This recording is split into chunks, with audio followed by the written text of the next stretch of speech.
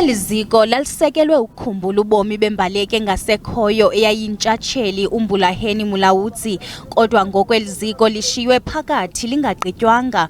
Akukho ngca kwibala lokudlalela, akukho ndawo yokuhlala ababukeli, amagumbi okunxiba nawokuhlamba, kophuke nebhali.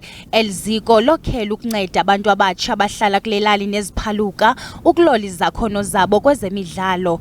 Umhlali wakule lali uMakonde Makhomisane wanceda uqeqesho ngasekhoyo Mulaudzi uthi makuphendulwe ngongagqitywa kweli ziko lezemidlalo. We need people who were supposed to do this to come forward and account. Number one, the Konimaweja, Mavu and the municipality, all the people who were actually involved in the soil turning, they must come and account. Check the state of this arena here. Is in a state of decay. It's dilapidated before even we start using it. Usapho lakwa Mulaudzi luthi ludanile leli phulo lingahambeli indawo layanyaniswa nonyana walo. I'm not happy at all. That's why I say we are disturbed by what has happened, more especially using the name of our son. Umbutho ongenzi inzuzo iMavu Sport Development wafumana imali engaphaya kwe-15 million rand kwingxowa mali ye-lotto.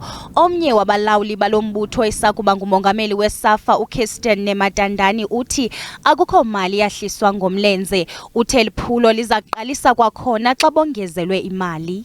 We felt we cannot delay any further with that 15 plus million that we receive, rather start with something. We then agreed, let's have what you call a warm-up track.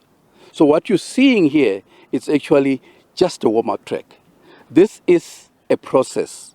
This is phase 1 of the facility. Ukanti umasipala waseMakhado walile ukuphefumla ngalomba. uMbulaheni Mulaudzi wasweleka kwingozi yemoto ngo-2014.